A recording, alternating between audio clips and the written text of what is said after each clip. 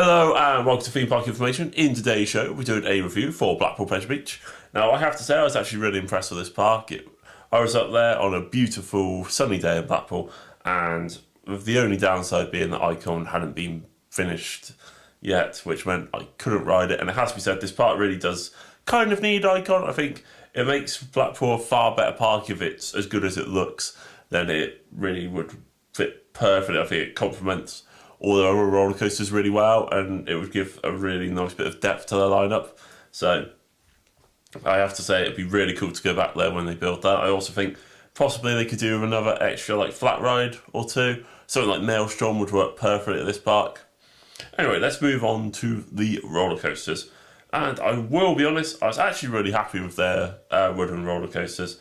I mean, they have legendary rides like the Grand National and Big Dipper, and despite them being a little bit bumpy and jerky and a little bit rough, they were just good fun.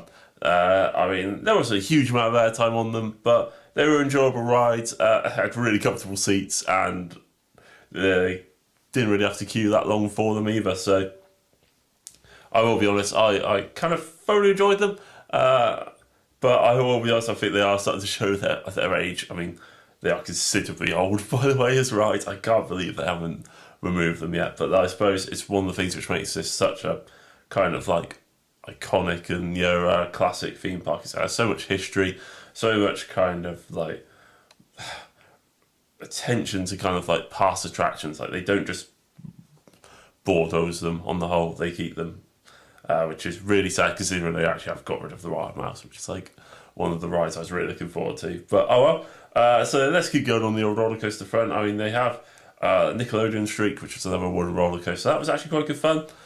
More aimed at families and kids, but still really good. They obviously have the big one, or the Pepsi Max big one as it should be, which I will be honest, at the back row is actually good fun. It's one of the things I've been kind of slightly spoiled with some of the major roller coasters or big roller coasters I've been on, which are over 200 feet, and it doesn't really hold up or compare to them nowadays, unfortunately. Like, literally, like things like Diamondback and like Behemoth are going to be better than it, unfortunately. It's still quite a good ride, it's quite good fun. I have to say, loved how fast the queue went for it as well. The throughput for this, and actually pretty much all their other roller coasters, was really good. It makes a huge difference in some departments for me. I love good operations. I love getting on roller coasters as quickly as possible, because it means you can make more of your day, you can go on more stuff. So yeah, I'm also really disappointed with the big one. It's kind of what I thought it would be. They also had Revolutions, which is actually a really cool ride. I actually couldn't believe quite how good it was. I thought it would be one of the worst roller coasters I actually was ever going to go on. And no, actually quite good fun. It actually has a fairly fun little launch, fun loop, and a couple of fun little drops there, and doing it backwards is also pretty cool. What I would also like to point out is how damn awesome Steeplechase was. I kid you not, whenever I've seen videos of it, I thought, what is the point of this ride? Why is this actually here? And it turns out it's really good fun. It's just really, really laid back and cool. It's like, oh wow, it's actually really good.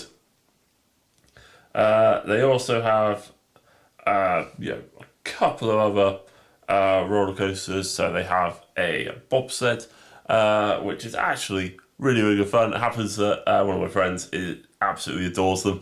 Like, they're probably one of his favourite type of rides ever. So he really enjoys it. And I have to say, kind of agree with it. I think it's really good. Obviously, moving on to probably the best ride at the park, I would say, and probably one of the rides I'm most famous for, and that is Valhalla. Like, pretty much this is a golden ticket winning water ride. It's pretty spectacular. It has 3 drops, one of which is backwards. It's very similar to Stormforce 10, I suppose. The only difference is it's kind of it's all indoors, and they use effects brilliantly on this ride. There's fire effects, smoke effects. There's pretty much some great theming in it. It's a really cool ride, and yes, I got absolutely soaked on it. Kind of feels right, in fairness. The only downside is I did kind of slightly hurt my leg when going down the second drop. It kind of slipped forwards and hit a metal bar. Can a little bit of padding be put there, please? Because it really hurt. And Also, would it be possible to maybe have like maybe the lockers free if you're riding Valhalla? Because I do think it's a little bit cheeky that you get soaked and either have to get your variables on you or have to pay about £4 for a locker, which does slightly suck. Also, would it not be too difficult to complete the theming around the rest of the building so it doesn't just look like a warehouse from the side? I mean, the facade of the front is really cool and then it just disappears. It's like, I appreciate that that's not overly important, but little touches like that make a huge difference.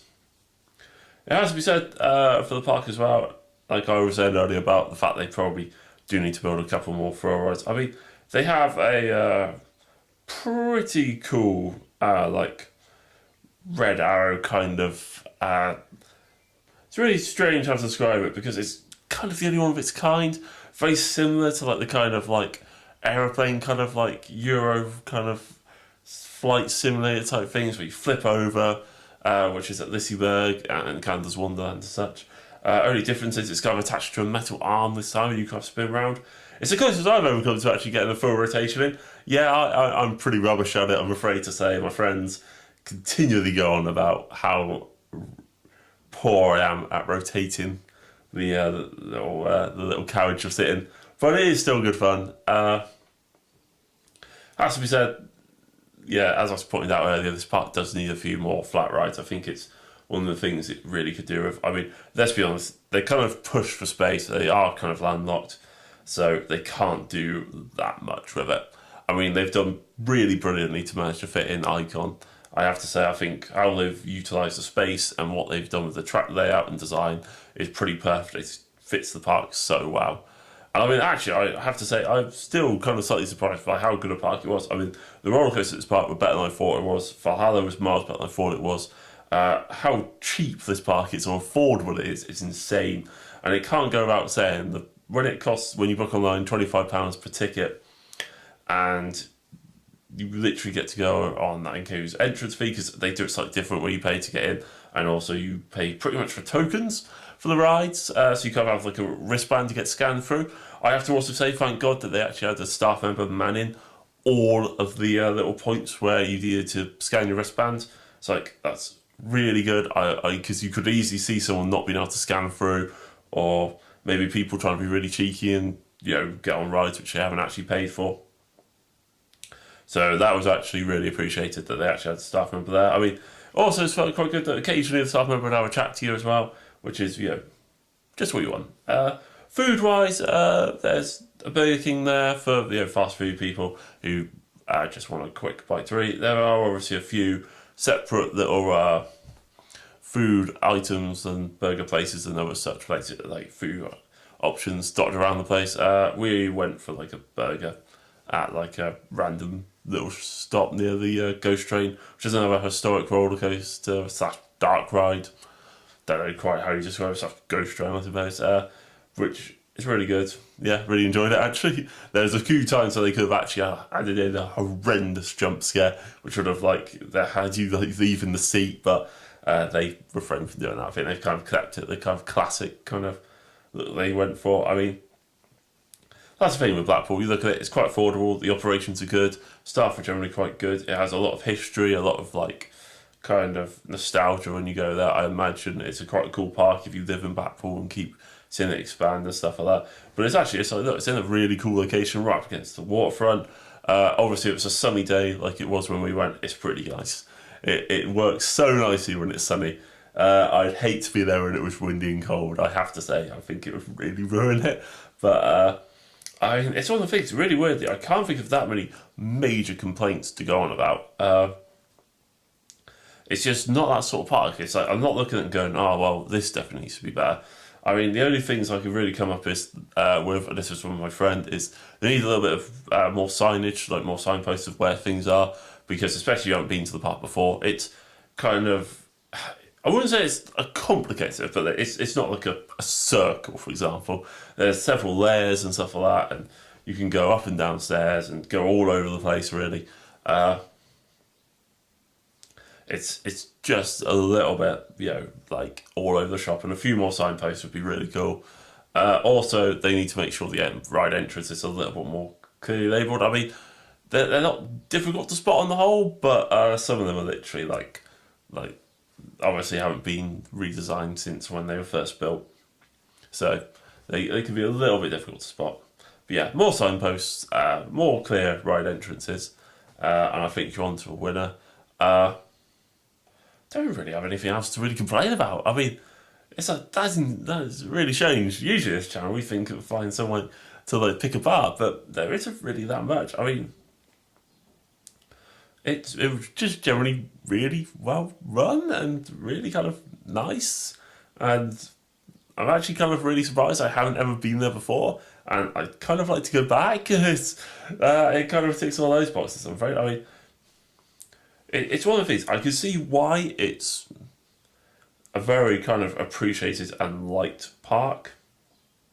And I mean, it has won a fair amount of golden ticket awards throughout its throughout its operating time, and it has a really reasonably good like roller coaster lineup. I mean, it has to be said that it makes a huge difference with Icon. I think Icon is the ride which really improves this park massively. And I have to also say it definitely needs to improve on the fill ride department. But overall, yeah, it's a really, really enjoyable park. I mean, it's obviously a really long running park, and hopefully it will continue to run. I mean, I will say they are horribly, landlocked. Like, I can't really see them being able to expand really anywhere. I mean, there was talk about them building into, like, a roller coaster into the sea before and stuff like that, which it just goes to show it's like, they are going to really struggle fitting things in. So either going to have to be very clever with it. They're either going to have to remove rides, unfortunately, which could happen. I mean, one thing I'm really, really surprised by is why they actually bother having a car park. I'm somewhat surprised they haven't got rid of it and built over it, and actually then it could mean that they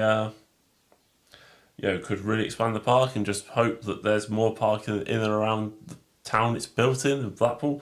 So I'm also slightly surprised that because there's a water park really close, so I'm also surprised they haven't bought that. I mean, they may have, but I'm very surprised the option isn't there to include it in the ticket. So, well, I didn't see it anyway, so to say that. I mean, it could very well be that, because I haven't actually done any research for it other than being in Blackpool and going to the water park in Blackpool Pleasure Beach, so I will accept if that is horribly wrong. I'm very sorry. So overall, to summarise, Blackpool, beautiful sunny day, beautiful sunny park, really nice, really enjoyed it. Can't really pick any major holes in it. I'd happily go again when Icon is built. It'd be interesting to see what they do in the future. And overall, I really kind of can't wait to go back there, I think. Hopefully you've enjoyed the review. Feel free to like, comment and subscribe. And obviously feel free to get back to me with your thoughts and opinions on it. And hopefully I'll catch you on the next video.